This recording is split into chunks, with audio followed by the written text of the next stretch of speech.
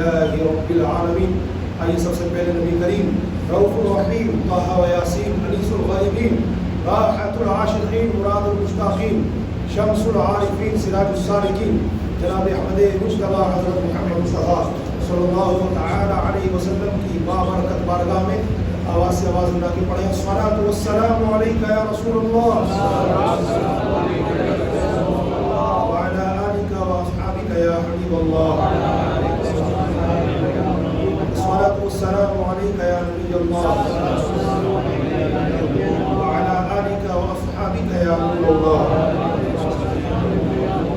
صلی اللہ تعالی علیہ وسلم.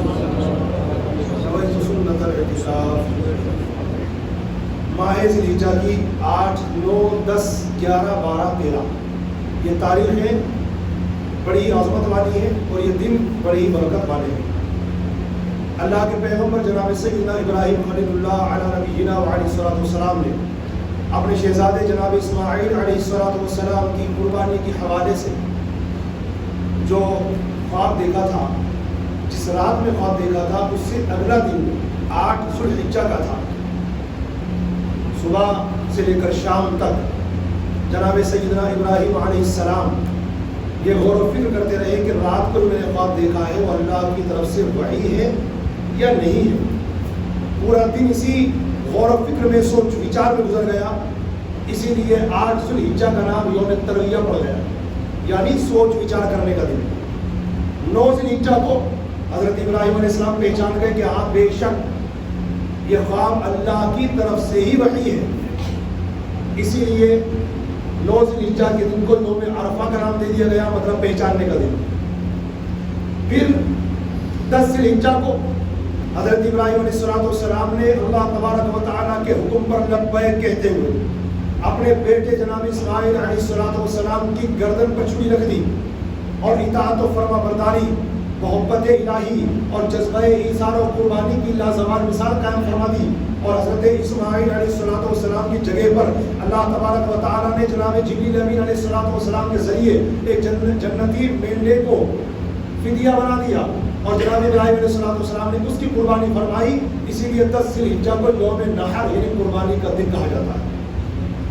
اس کے بعد جو 11, 12, 13 تاریخ کے دن آتے ہیں انہیں ایام تشریق کہا جاتا ہے.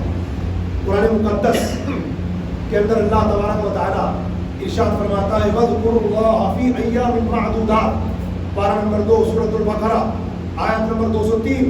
اللہ ارشاد فرماتا ہے وَاذْكُرُوا اللَّهَ فِي أَيَّامٍ مَّعْدُودَاتٍ, اور گنتی کے دنوں میں اللہ کو یاد کرو. گنتی کے دنوں میں اللہ کو یاد کرو.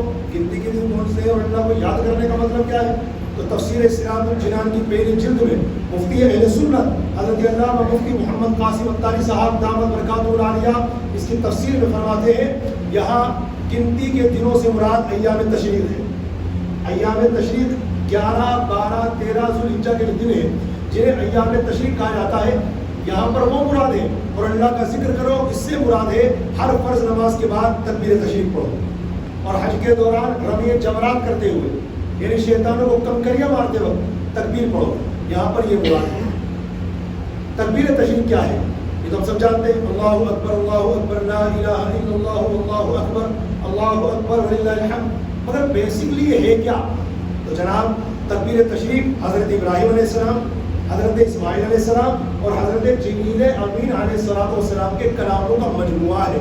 ہوا یہ تھا کہ جب اللہ تعالیٰ کے آرڈر کو فالو کرتے ہوئے حضرت ابراہیم علیہ السلام نے جناب اسماعیل علیہ السلام کے ہاتھ پیر کو باندھ کر ان کی گردن پر چھری رکھ دی تو اللہ تعالیٰ نے حضرت جبریل امین علیہ السلام کو جنتی مینڈھا لے کر حاضر ہونے کا حکم ارشاد فرمایا. جناب جبریل امین علیہ السلام نے جنتی مینڈھا دیا اور حضرت اسماعیل علیہ السلام کی جگہ پر اس کو رکھنے کے لیے تشریف لے کر کے چلے.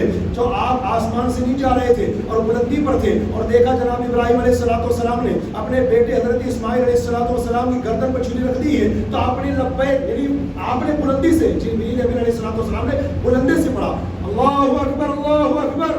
حضرت ابراہیم علیہ السلام نے جب یہ آواز سنی, اوپر سے آواز آ رہی ہے اللہ اکبر اللہ اکبر, تو آپ نے اوپر نگاہ اٹھا کر کے دیکھا تو سمجھ گئے جناب جبریل امین علیہ السلام اللہ کے آرڈر پر جنتی مینڈل آ رہے ہیں جنہیں حضرت اسماعیل علیہ السلام کی جگہ پر ذبح کیا جانے والا ہے. تو جبریل علیہ السلام نے پڑھا اللہ اکبر. یہاں ابراہیم علیہ السلام نے کہا لا الہ الا اللہ واللہ اکبر. حضرت اسماعیل علیہ السلام کے ہاتھ پیروں کو اللہ کے حکم سے کھولا گیا اور انہیں یہ خوشخبری سنائی گئی کہ اللہ تعالیٰ نے قربانی قبول فرما لی. تو حضرت اسماعیل علیہ السلام نے پڑھا اللہ اکبر وللہ الحمد. اللہ اکبر لا الہ الا اللہ واللہ اکبر وللہ الحمد. تو یہ تکبیر تشریف جو ہے حضرت ابراہیم علیہ السلام، حضرت اسماعیل علیہ السلام اور حضرت جبریل امین علیہ السلام کے کلاموں کا مجموعہ ہے. یاد رکھیے گا نام کے اعتبار سے تو 11، 12، 13 ذوالحجہ کی تاریخوں کو ایام تشریق کہا جاتا ہے، مگر ہمارا دین، ہماری شریعت، ہمارا اسلام ہمیں یہ حکم دیتا ہے کہ صرف انہیں ایام تشریق نہیں بلکہ 9 ذوالحجہ کی فجر سے لے کر 13 ذوالحجہ کی عصر تک ہر نماز فرض کے بعد تمہیں تکبیر تشریق پڑھنی ہے. بہار شریعت کے اندر خلیفہ اعلیٰ حضرت محسن اہل سنت حضرت علامہ مولانا الحاج محمد امجد علی اعظمی رحمۃ اللہ تعالیٰ علیہ صاف مسئلہ بیان فرماتے ہیں کہ 9 ذوالحجہ کی فجر سے 13 ذوالحجہ کی عصر تک ہر وہ نماز فرض جو جماعت مستحبہ کے ساتھ ادا کی گئی اس کے فوراً بعد کم سے کم 1 مرتبہ بلند آواز سے تکبیر تشریق پڑھنا واجب ہے اور 3 مرتبہ پڑھنا افضل ہے. اور فرماتے ہیں تکبیر تشریق سلام پھیرنے کے فوراً بعد واجب ہے. اور اسی طریقے سے وہ لوگ جن کی کچھ رکعتیں نکل گئی، 1 رکعت نکل گئی، 2 رکعت نکل گئی، اس کے بعد وہ شریک ہوئے تو امام صاحب کے سلام پھیرنے کے بعد جب وہ اپنی باقی نماز پڑھ کر کے فری ہو جائیں گے تو اپنی نماز کا سلام پھیرنے کے بعد ان پر بھی تکبیر تشریق پڑھنا واجب ہے. یہاں رک کر کے میں بات بتاتا آگے چلوں کہ جو اسلامی بھائی ہمارے ایسے ہوتے ہیں کہ جو امام صاحب کی 1 یا 2 رکعت گزرنے کے بعد نماز میں شریک ہوتے ہیں اور امام کے سلام پھیرنے کے بعد اپنی باقی نماز پڑھنے کے لیے کھڑے ہوتے ہیں، تو ایسا سننے میں کبھی آتا نہیں ہے. آتا ہے تو بہت کم آتا ہے کہ وہ لوگ اپنی نماز کا سلام پھیرنے کے بعد تکبیر تشریق پڑھتے ہو. یاد رکھیے گا جو نہیں پڑھتے وہ گناہگار ہے، اس لیے کہ فرض کے بعد سب سے بڑا مرتبہ واجب کا ہوتا ہے اور واجب کو اگر بندے نے ادا نہیں کیا تو گناہگار لائق عذاب نار ہوگا. اس لیے وہ لوگ جو امام صاحب کے ساتھ تھے انہوں نے امام صاحب کے ساتھ سلام پھیرا، انہوں نے تو تکبیر تشریق پڑھی، واجب کی پڑھ لی ماشاءاللہ، لیکن وہ لوگ جو اپنی باقی نمازوں کا سلام پھیرنے کے بعد یا تو چپچا پیٹ لے لیتے ہیں یا خالی ہونٹ ہلاتے ہیں اور ان کے کان ان کی تکبیر تشریق کی آواز نہیں سنتے، وہ یہ فائنلی ججمنٹ اسلام کا سن لے وہ گناہگار ہو رہے ہیں، عذاب نار کے حقدار ہو رہے ہیں. جس طریقے سے امام صاحب پر اور ان کے ساتھ شروع سے شریک ہونے والے مقتدیوں پر بآواز بلند ایک بار تکبیر تشریق پڑھنا واجب تھی. جناب ایک مسبوق صاحب آپ کے اوپر بھی واجب ہے. مسبوق کہتے ہیں اس مقتدی کو جو امام صاحب کی 1 یا کچھ رکعتیں گزرنے کے بعد میں شامل ہوا اور امام کے سلام پھیرنے کے بعد اپنی باقی رکعتیں مکمل کرتا ہے، اس مقتدی کو مسبوق کہتے ہیں. تو جناب یعنی بات کہاں سے چلی، کہاں سے نکلی اور کہاں پہنچی.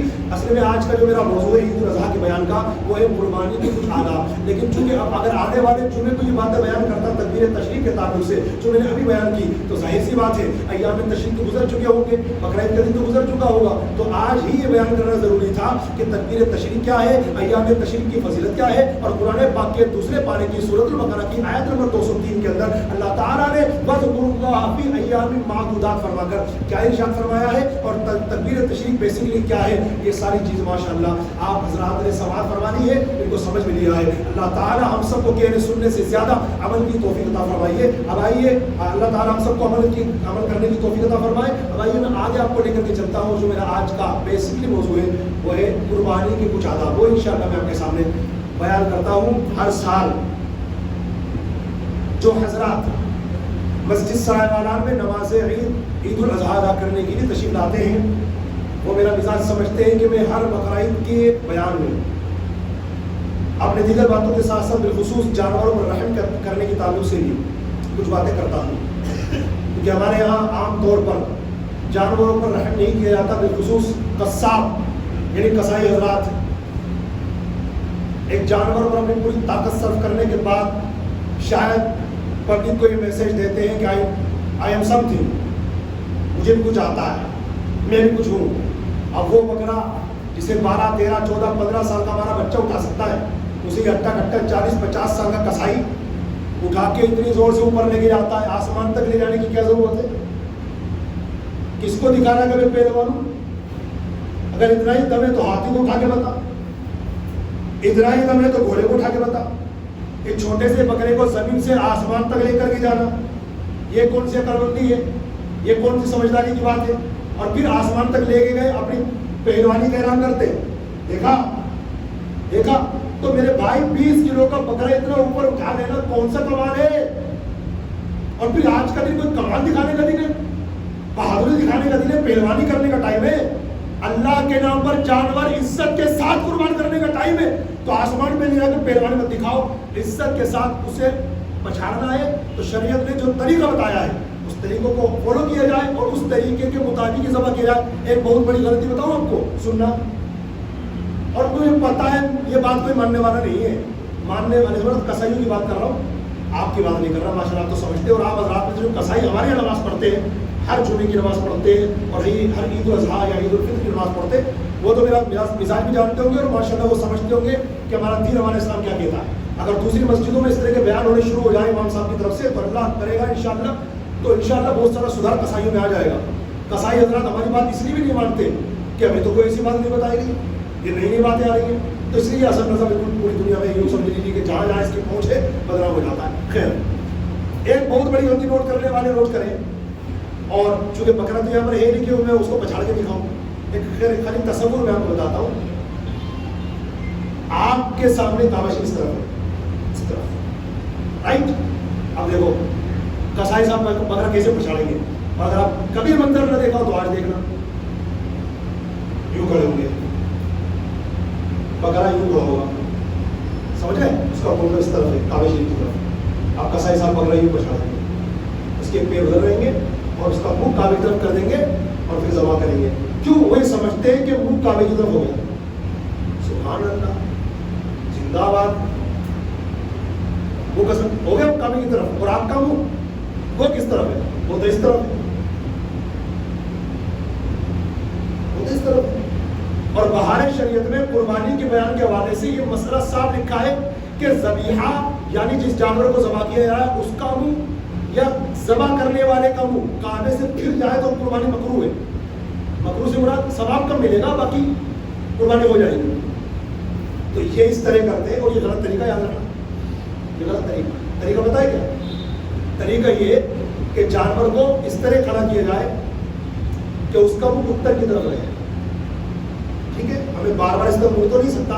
آپ آسانی سے بات اس لیے سمجھ لیں گے کہ آپ کعبے کو منہ کر کے بیٹھے ہو اور میں کعبے کو پیٹ کر کے کھڑا ہوں. اور یاد رکھنا یہ بھی نبی پاک علیہ السلام کی سنت ہے کہ واعظ و نصیحت کرنے والے اور بیان کرنے والے کے لیے سنت نبوی یہ ہے کہ وہ کعبے کو پیٹ کر کے کھڑا ہو.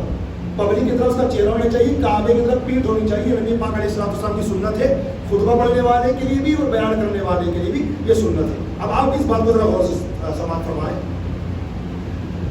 بکرا کس طرح بڑا جانور جو آپ کا بکرا عید کا کھڑا ہوا ہے، ٹھیک ہے، اور اس کا منہ کس طرف ہے؟ اس طرف، اتر کی طرف. ٹھیک ہے، ارے اتر یہ تو دکشن ہو گیا نا. ہاں تو بولا کیجیے، کچھ غلط نکل جائے مجھے تو بولا کیجیے. ہاتھ کھڑا کر دیے تو میں سمجھ جاؤں گا. کیا کبھی کبھی ہو جاتا پورب پچھم اتر دکشن، رائٹ. تو اس کا منہ دکشن کی طرف ہونا چاہیے، پیٹھ اس کی ہو گئی اتر کی طرف اور وہ اس کا دکشن. اب جب آپ اس کو پچھاڑیں گے پاؤں کس طرف ہوئے؟ کعبے کی طرف، رائٹ. یہی طریقہ ہے قربانی کا. دیگر کتابوں میں جو باتیں لکھی وہ یہی ہے. کعبے کی طرف پیر ہو، یہاں کعبے کی طرف پیر کرنا مقصد نہیں ہے، کعبے کی طرف منہ کرنا مقصد ہے. اور یاد رکھنا جب ہم یہ کہتے ہیں نا منہ میرا کعبہ شریف کی طرف، تو منہ سے مراد یہ آپ کا چہرہ نہیں ہے. اگر چہرہ ہوتا نا تو ہمارے اسلام یہ کہتا نماز کی نیت کرو تو یوں کرو، نیت کی میں نے 2 رکعت نماز عید الاضحیٰ واجب کی، چہرہ کعبے کی طرف ہونا چاہیے. جبکہ یہ مستحب نہیں ہے. مستحب یہ ہے کہ جب بندہ نیت کرے نماز کی تو اس کی جو نگاہیں ہیں وہ سجدے کی جگہ پہ ہونی چاہیے. نیت کی میں نے 2 رکعت نماز. پھر مطلب کیا ہے؟ منہ میرا کعبہ شریف، اس کا مطلب کیا؟ تو فقہاء کرام فرماتے ہیں منہ سے مراد یہ چہرہ نہیں ہے، منہ سے مراد ہے سینہ، رخ مراد ہے. رخ یہ ڈائریکشن جو ہے نا یہ مراد ہے. اسی طریقے سے جانور کے چاروں پیروں کے بیچ میں جو یہ جگہ ہوتی ہے یہ اس کا سینہ ہوتا ہے اور یہی اس کا رخ ہے. تو جب جانور کو پچھاڑا جائے تو اس طریقے سے پچھاڑا جائے، جیسے میں نے طریقہ بتایا، اس کا پیر کعبے کی طرف ہو گیا. اور کعبے کی طرف پیر کرنے کا مقصد نہیں ہے، مقصد ہے اس کا سینہ ہو جائے. اور جب سینہ ہو گیا اب جو ذبح کرنے والا ہے ظاہر سی بات ہے اس کا وہ بھی کعبے کی طرف ہے. اور جو بکرا وغیرہ اس کا وہ بھی کعبے کی طرف ہے، مطلب اس کا سینہ. اب آپ پڑھیے بسم اللہ اللہ، تو یہ طریقہ ہے. لیکن آپ اگر 100 قصاب حضرات کو جانتے ہیں، 100 قصائیوں کو جو جانور آپ کے گھر ذبح کرنے کے لیے آتے ہیں، اپنے پڑوس میں آتے ہیں بکرا وغیرہ ذبح کرنے کے لیے، تو لکھ کے رکھ لینا. آج ہی آپ یہ منظر دیکھنا. طریقہ ہمارے قصائی بھائیوں کا یہ ہوتا ہے، یوں کھڑا کرتے جانور کو، وہ ادھر ہوتا ہے کعبے کی طرف، اور یوں پچھاڑتے ہیں تو پیر ادھر جاتے ہیں اس کے پورا بچے اتر کی طرف. تو سمجھتے ہیں دیکھو منہ کر دیا کعبے کی طرف. منہ سے مراد یہ منہ نہیں ہے. اگر یہ منہ ہوتا تو پھر آپ کا منہ ادھر ہو رہا ہے، آپ بھی ادھر کرو. یہ بات سمجھنے والے سمجھیں گے. کئی مرتبہ ایسا ہوتا ہے بھائیوں کہ اس طرح کی باتیں پہلی بار سنتا نا آدمی، منہ بناتا منہ. کبھی کسی نے نہیں بتایا. قاری رحمت اللہ صاحب 30-35 سال امامت کر کے گئے، تو ابھی نہیں بتایا. خیر غلطی میری ہی ہے جو میں بتا رہا ہوں، لیکن مجھے بتانا ضروری ہے. اور ہم جو کچھ لوگوں کو اچھے نہیں لگتے نا، اس کی مین وجہ یہ بھی ہے. حق بات کھل کے بول دیتے ہیں، لیکن یہ بھی ہم اعلان کرتے ہیں حق بات کا اعلان سر دار کریں گے. یہ جرم اگر جرم ہے 100 بار کریں گے. ہمارا پیغام اللہ رسول کا پیغام امت تک پہنچانا ہے تاکہ قوم صحیح بات کو سمجھے اور اس پر عمل کرے. ورنہ باپ داداؤں کے زمانے سے جاہلوں کو دیکھ دیکھ کر جو فالو کرتے چلے آ رہے ہیں، اسلام وہ نہیں ہے. اسلام وہ ہے جو قرآن حدیث میں ملا ہوا ہے، قرآن حدیث میں موجود ہے. ورنہ ہم تو کیا دیکھتے چلے آ رہے ہیں؟ نماز جنازہ پڑھتے امام صاحب تکبیر کہتے ہیں اللہ اکبر، تو جناب کیا کیسے کہتے ہیں تکبیر؟ اللہ اکبر. دیکھا ہے بہت سے لوگوں کو دیکھیں گے اللہ اکبر اللہ اکبر. یہ کیا ایکٹنگ کر رہا ہے؟ نماز جنازہ پڑھو تو یہ کیا منہ کیا اٹھانا بار بار؟ ارے سنت لا حول ولا قوت الا باللہ. اس کو کہتے ہیں ظلم برائے ظلم بالائے ظلم. ایک تو یوں کرنا ظلم غلط کام، اور پھر اس کو معاذ اللہ حضور علیہ السلام کی سنت کا نام دے دینا، یہ اور بھی بڑا کام، بڑا برا کام. لیکن ہماری قوم سبحان اللہ سنت نہیں ہے، بلکہ نبی پاک علیہ السلام کی حدیث پاک آپ کو باقاعدہ امیر علیہ سنت کی کتاب نماز کے احکام کے اندر ملے گی. آپ پڑھیے، اس میں بہار شریعت کے اندر بھی لکھی ہے. کیا آقا علیہ السلام فرماتے ہیں نماز میں اپنا منہ آسمان کی طرف مت کرو، کہیں ایسا نہ ہو کہ اللہ تمہاری آنکھیں لے لے، مطلب تمہیں اندھا نہ کر دیا جائے. سمجھ رہے ہیں؟ تو میرے بھائی کو بات بہت زیادہ سمجھنے کی ضرورت ہے.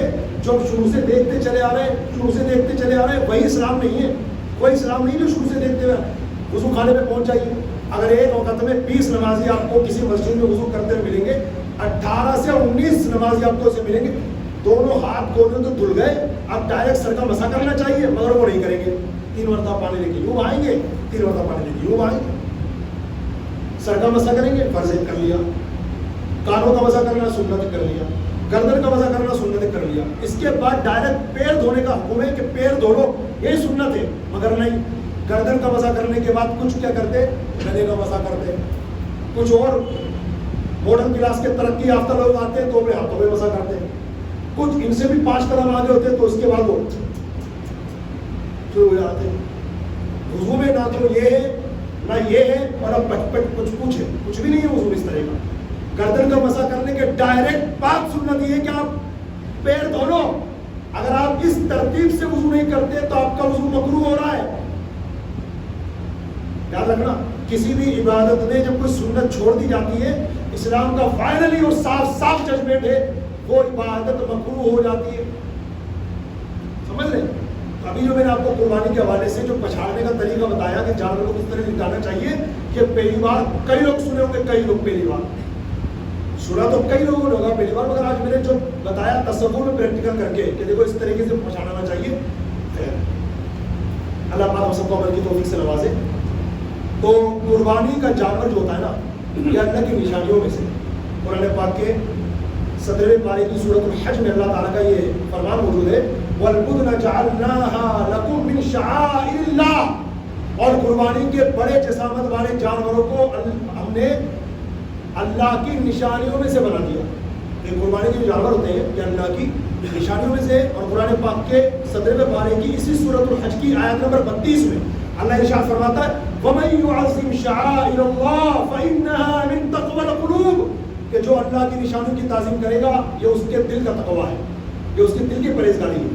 تو رحم تو سب پر کرنا چاہیے، لیکن بالخصوص یہ جو ہمارے قربانی کے جانور ہیں ان پر زیادہ رحم کرنا چاہیے، ان کی تعظیم کرنا چاہیے. میں جانتا ہوں کہ ذبح کرتے وقت اسے تکلیف ہوگی، مگر ہمارے مذہب اسلام نے کچھ باتیں کو بتا دی کہ اس طرح کرو گے تو تکلیف کم سے کم ہوگی. جانور کو بھوکا پیاسا ذبح نہ کریں، ایک جانور کو دوسرے جانور کے سامنے ذبح نہ کریں، چھری کو پہلے سے تیز کر کے رکھیں، جانور کے سامنے چھری تیز نہ کریں. ٹھیک ہے؟ جب ذبح بندہ کرے جانور، اس وقت دل میں رقت ہونی چاہیے، کیفیت رونے جیسی ہونی چاہیے کہ میں تو اللہ کی محبت کا صرف دعویٰ کرتا رہا، کبھی اللہ کے نام پہ کچھ خرچ نہ کر سکا، کچھ قربان نہ کر سکا. یہ جانور کتنا خوش نصیب ہے، اللہ کے نام پہ اپنی جان قربان کر لے. یہ ہونا چاہیے. لیکن ہمارے یہاں پر جو ہے قربانی کے وقت تماشے بنایا جاتا ہے. خصوص اگر روڈ پر قربانی ہو رہی ہے، باہر مین روڈ پہ قربانی ہو رہی ہے بڑے جانور کی، بچے کیا بڑے کیا معاذ اللہ تعلیم کی آواز تک سننے میں آتی ہے جو جانوروں کو ذبح کیا جاتا ہے. ایسا نہیں ہونا چاہیے، یہ سراسر غفلت کی نشانی ہے. تو جانور پر رحم کیا جائے، ذبح کرتے وقت اسے تکلیف ہوگی مگر اس کے علاوہ ایکسٹرا تکلیف نہ دی جائے. میں نے جمعہ کے اندر کچھ باتیں آپ کو سمجھائی تھی، یاد ہوگی ماشاء اللہ آپ کو، چھری وغیرہ کے تعلق سے کہ جب 4 رگیں کٹ گئی اب دور ہٹ جاؤ، اسے پچھڑنے دو، ہاتھ پیر مارنے دو تاکہ اس کے جسم کے اندر جو دم مسفوح باقی ہے، بہتا خون ناپاک خون جلدی جلدی باہر نکلے. اگر اس کو پکڑ کے رکھیں گے تو جانور اچھی طرح ہاتھ پیر نہیں لا سکے گا. جب ہاتھ پیر نہیں لا سکے گا تو دم مسفوح ناپاک خون جو اس کے شریر میں سے باہر نکلنے والا تھا وہ باہر نہیں نکل پائے گا. جب باہر نہیں نکل پایا اندر رہ گیا تو وہ بوٹیوں میں سرایت کر جائے گا. اور اس پر باقاعدہ ڈاکٹری نے تحقیق کی، امیر اہل سنت نے اس کو باقاعدہ پوری تفصیل کے ساتھ مزید مذاکرہ سمجھایا کہ اگر ہم نے جانور کو اچھی طرح تڑپنے ہاتھ پیر مارنے نہیں دیا اور وہ دم مسفوح جو باہر نکلنے والا تھا وہ اندر ہی رہ گیا، باہر نہیں نکل پایا جیسا نکلنا چاہیے تھا، تو کیا ہوگا؟ وہ گوشت میں سرایت کر جائے گا. اور اس پر ڈاکٹری نے تحقیق کر کے رپورٹ سامنے پیش کی کہ اس طرح کا گوشت کھانے سے کینسر کا اندیشہ ہے. ایک بات اور بتا دوں، اب ہمارے ایک پرابلم یہ بھی ہے، جانور کو پچھاڑا جہاں جاتا ہے نا وہ جگہ اتنی تک ہوتی ہے، اب ہم نے چھوڑ دیا، اب جانور ہاتھ پیر مارے گا، اچھی بات ہے، وہ خون نکلنا چاہیے نا، لیکن چلا ہاتھ پیر مارو تو کبھی اس دیوار میں صرف ٹانگ لگ رہی ہے، کبھی اس پتھر بھی لگ رہی ہے. تو وہاں پر یہ سمجھ میں آتا ہے کہ تھوڑا سا ہاتھ اگر آپ رکھ کے رکھے تاکہ وہ جب مارے تو اس کی پیر پر اضافی تکلیف نہ ہو، پتھر کی وجہ ٹکرانے کی وجہ سے، ماربل پہ ٹکرانے کی وجہ سے. تو اس کا بھی خیال رکھنا چاہیے. ورنہ سب سے بہتر یہ ہے اگر آپ کے پاس جگہ ایسی موجود ہے تو کشادہ جگہ پر قربانی کا اہتمام کیا جائے. باتیں بہت ساری تھیں میرے پاس، لیکن چونکہ اب ٹائم بھی جا رہا ہے اور ہمیں 7 بجے کا ہمیں ٹائم دیا ہے نماز الاضحیٰ کا، تو میں چاہوں گا کہ کچھ آخری باتیں اب تک پہنچا دوں. قربانی کس پر واجب ہے یہ اس کو پہلے سماعت فرما دیا. قربانی صاحب نصاب پر واجب ہے، جس طرح مرد پر واجب ہوتی ہے اسی طرح عورت پر بھی واجب ہوتی ہے. کچھ لوگ کہتے ہیں قربانی انہیں پر واجب نہیں، زکات دینا فرض ہے. غلط، ایک دم غلط ہے. صاحب نصاب پر ہی زکات فرض ہوتی ہے، صاحب نصاب پر ہی قربانی واجب ہوتی ہے. مگر یہ نہیں کہہ سکتے کہ جن پر زکات فرض ہے انہیں پر قربانی واجب ہے. کیوں؟ اس کی وجہ یہ ہے کہ زکات فرض ہونے کے لیے سونا ہو یا چاندی ہو، پرائز بونڈ ہو یا کرنسی کیش ہو یا جناب عالی تجارت کا مال ہو یا 52.5 تولہ چاندی کی مقدار میں مالی طبقے کے پاس ہو، جسے مال نامی کہا جاتا ہے، سونا چاندی کرنسی وغیرہ، یہ ہوگی تو زکات فرض ہوگی. لیکن قربانی میں سونا ہو، چاندی ہو، کرنسی ہو، مال تجارت ہو، اگر یہ نہیں بھی ہے لیکن بندے کے پاس حاجت اصلیہ سے زیادہ اتنا ساز و سامان، کپڑے، لتے، برتن اتنے سارے موجود ہیں کہ اگر ان کی مالیت لگائی جائے، ان کی پیسوں کا اگر کاؤنٹ کیا جائے تو باقاعدہ وہ 52.5 تولہ چاندی کی مقدار کو پہنچ جاتا ہے. تو اس بندے پر کپڑوں برتنوں کی وجہ سے زکات و فرض نہیں مگر قربانی واجب ہے. یہ فرض یاد رکھیے گا. اس کو اور آسان کر دوں، ہمارے کوئی اسلامی بھائی ہیں جن کے کرائے پہ مکان چلتے ہیں، تو یاد رکھنا کرائے کے مکان کی وجہ سے زکات فرض نہیں ہے. اس سے جو آمدنی آ رہی ہے نا کرائے کے مکان سے، اس پر زکات فرض ہوتی ہے. کرائے کے مکان پہ زکات فرض نہیں، لیکن کرائے کے مکان کی وجہ سے بندے پر قربانی واجب ہوگی کہ نہیں. تو اس میں 2 آپشن ہے. نمبر 1، پہلا آپشن یہ ہے کہ اس بندے کے پاس اس کرائے کے مکان کے علاوہ دوسرا آمدنی کا ذریعہ ہے جس سے اس کے گھر کا چولہا جلتا ہے، راشن پانی جس کے ذریعے آتا ہے. کیا دوسری آمدنی کا ذریعہ؟ جی ہاں ہے، لیکن وہ کام کرتا ہوں وغیرہ. تو اب اس مکان کی وجہ سے، اس کرائے کے مکان کی وجہ سے اس بندے پر قربانی واجب ہے. زکات فرض نہیں اس کی وجہ سے مگر قربانی واجب ہے. اور اگر دوسرا آپشن، اور اگر آمدنی کا ذریعہ ہی کرائے کا مکان ہے، اس سے جو آمدنی آتی ہے اسی سے گھر چلتا ہے، اس کے علاوہ اور کوئی ذریعہ نہیں ہے، تو پھر کرائے کے مکان کی وجہ سے قربانی واجب نہیں ہے۔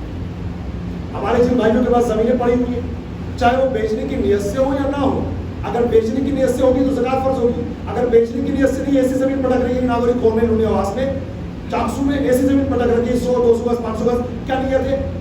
کبھی رہیں گے اس کے اندر، تو زکات تو فرض نہیں ہے، مگر قربانی واجب اس زمین کی وجہ سے یاد رکھنا، کیونکہ یہ حاجت اصلیہ سے زیادہ ہے۔ اب بتاؤ مجھے اس طرح کے مسئلے کھل کھل کے کوئی بیان کرتا ہے؟ بدنام ہم ہوتے، مجھے پتا ہے کہ میری عزت پہ کتنا اٹیک ہوتا ہے، لیکن ہم ڈرتے ورتے نہیں ہیں، کیونکہ اللہ رسول کا پیغام امت تک پہنچانا یہ ہماری ذمہ داری ہے۔ اگر ہم اس ذمہ داری کو پورا نہ کریں گے تو کل قیامت کے میدان میں اپنے کریم آقا صلی اللہ علیہ وسلم کو کچھ منہ دکھانے کے قابل نہیں رہیں گے کہ میرے غلام تو نے ہماری امت میں ہو کر ہماری امت سے ہمارے دین کے مسائل چھپائے۔ اس لیے میں ڈرتا رہتا نہیں کسی کے باپ سے، جو کہنا ہے کھل کے کہنا ہے، اور سمجھنے والے سمجھتے ہیں۔ کون سے اپنے گھر کا مسئلہ بیان کر رہے ہیں؟ تو دین اسلام شریعت کا مسئلہ بیان کر رہے ہیں، جس شریعت کو آپ فالو کرتے ہیں، جس اسلام سے آپ وابستہ ہے، میں وابستہ ہوں ماشاء اللہ، ٹھیک ہے۔ یہ مسئلے کھل کھل کر بیان کرنے کی ضرورت ہے، ورنہ مجھے آپ بتاؤ ابھی جو میں نے مسئلہ بتایا زمین کا کہ بھائی اس میں زکات تو فرض نہیں ہے لیکن قربانی واجب ہے، اگر بیچنے کی نیت نہیں بھلے پڑی ہوئی ہے زمین، قربانی واجب ہو گئی، کتنے لوگوں کو پتا تھا بتاؤ؟ ایک بڑی تعداد آپ میں سے ہوئی پہلی بار پتا چلا، اور اسی وجہ سے قربانی نہیں کرتے۔ تو کیا ہو رہا ہے؟ ہر سال قربانی نہ کرنے کا گناہ سر پہ آ رہا ہے۔ بہت زیادہ ضرورت ہے مسئلے کو سمجھنے کی۔ ایک مسئلہ اس میں یہ لکھا بتاتا ہوں آپ کو، کچھ ہمارے بھائیوں نے اپنی طرف سے گڑھ کر کے مسئلہ شیئر کر رکھا ہے، بیوہ پر قربانی واجب نہیں ہوتی۔ بیوہ مطلب جس کے ہسبینڈ کا شوہر کا انتقال ہو چکا، اس بیوہ پر قربانی واجب نہیں ہے۔ کس نے کہہ دیا؟ صاحب نصاب پر قربانی واجب ہے۔ صاحب نصاب مرد ہو، عورت ہو، جوان ہو، بوڑھا ہو، شادی شدہ ہو، کمانا ہو یا بیوہ ہو، صاحب نصاب ہونا شرط ہے۔ ہر اس عاقل بالغ مسلمان مرد و عورت جو مقیم ہو اور صاحب نصاب ہو اس پر قربانی واجب ہے۔ تو اگر بیوہ کے پاس اتنا سونا چاندی موجود ہے کہ جس کو شریعت نے بتایا نصاب کے برابر، تو قربانی واجب ہوئی اس کے اوپر۔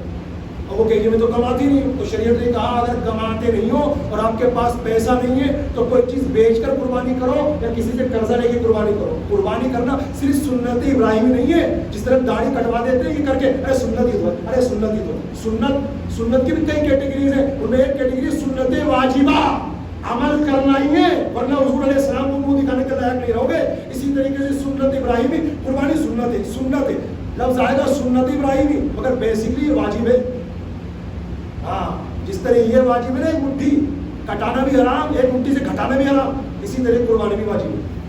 کوئی کمپرومائز نہیں، نو کمپرومائز، کوئی سمجھوتا نہیں۔ اسلام کا ججمنٹ ہے، فائنلی ججمنٹ ہے۔ مسلمان کا مطلب ہوتا ہے سر جھکا کے ماننے والا، تو سر جھکا کے مان لو، آمنا صدقنا، بس ختم بات۔ یہ ہمارا مزاج ہونا چاہیے۔ اوجڑی وغیرہ کھانا کیسا ہو سکتا ہے؟ ایک دو منٹ زیادہ ہو جائے تو سن لینا، 3 مسئلے باقی، اس لیے میں تھوڑا سا اس کو کلیئر کر دوں، پھر یہ پھر آنے والے سال آئیں گے نا بھائی، پھر مغرب ملاقات ہماری ہونے والا، اللہ تعالیٰ سب کو محفوظ فرمائے۔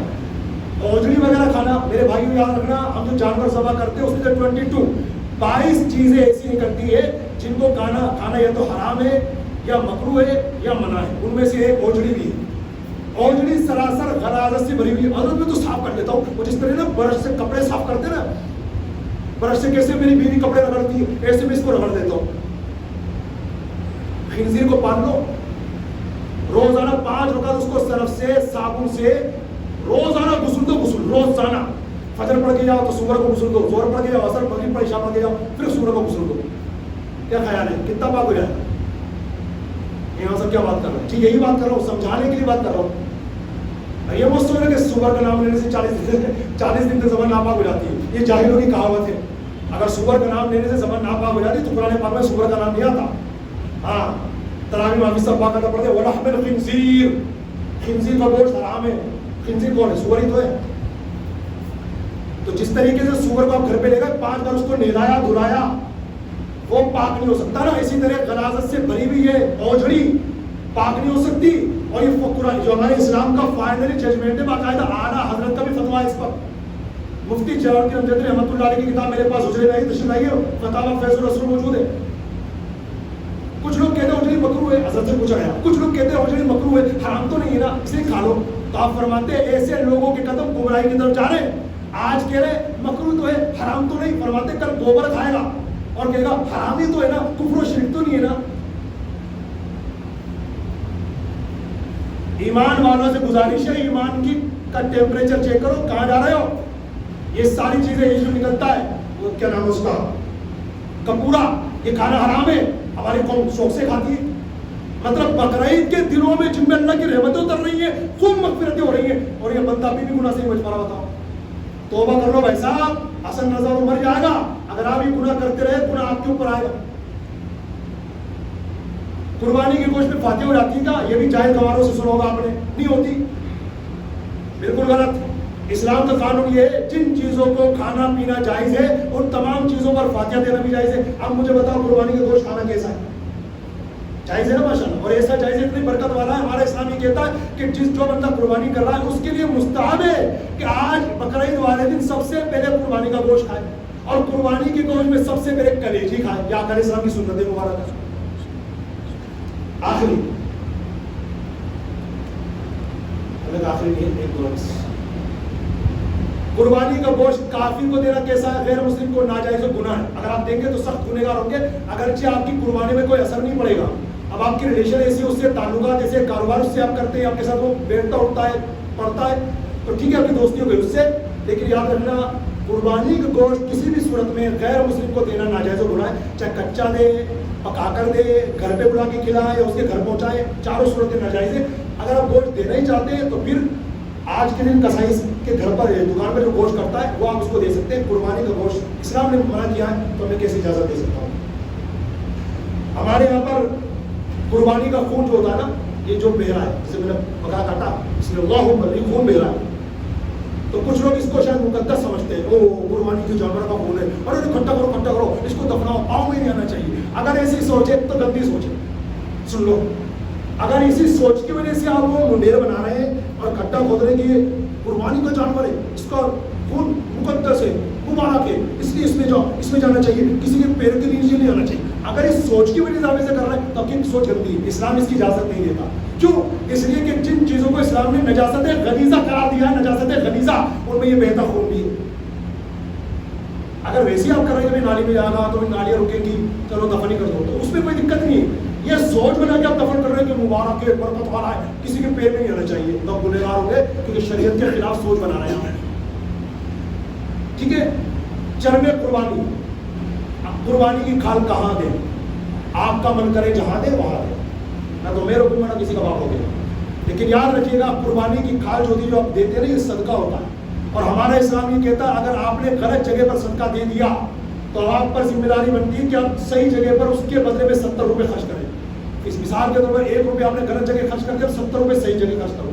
تو قربانی کی کھال ایک امانت ہے اور یہ امانت صحیح جگہ جانی چاہیے. کچھ مدرسے ہمارے ایسے چل رہے ہیں، کوئی لینا دینا نہیں ہے، پڑھانے والا مولوی کب پڑھانے آ رہا ہے، کب جا رہا ہے، کتنے بچے آ رہے ہیں. 2 سال سے بچے کا صرف قاعدہ چل رہا ہے، قرآن شریف شروع نہیں ہوا. اور کیا ہے خرچہ مدرسے کا؟ پڑھانے والے کو منتھلی 500 روپے دیتے ہیں، اس کے لیے آپ کی کھالوں کو جمع کیا جا رہا ہے، 1000 روپے بھرے جا رہے ہیں. یہ سارے 1000 روپے کہاں جا رہے ہیں؟ کمیٹی کے جیب میں. صحیح بتا رہا ہوں؟ خالی 500 روپے تو دے رہے ہیں. اگر کمیٹی میں 7 8 10 ممبر ہے تو ہر مہینے فکس کر لو، بھائی صاحب امجد بھائی 500 روپے آپ دو گے اس مہینے، اکبر بھائی 500 روپے آپ دو گے. اس طرح کرو، لوگوں کی کھالوں سے تماشا مت بناؤ. تو آپ کی کھال وہاں جانی چاہیے جہاں کچھ آؤٹ پٹ مل رہا ہے آپ کو، جس مسجد مدرسے سے جس تنظیم سے آپ کو آؤٹ پٹ مل رہا ہے، امت کا فائدہ ہو رہا ہے، وہاں آپ کھالیں جمع کرائیے. یہ میری گزارش ہر سال رہتی ہے، اس سال بھی ہے.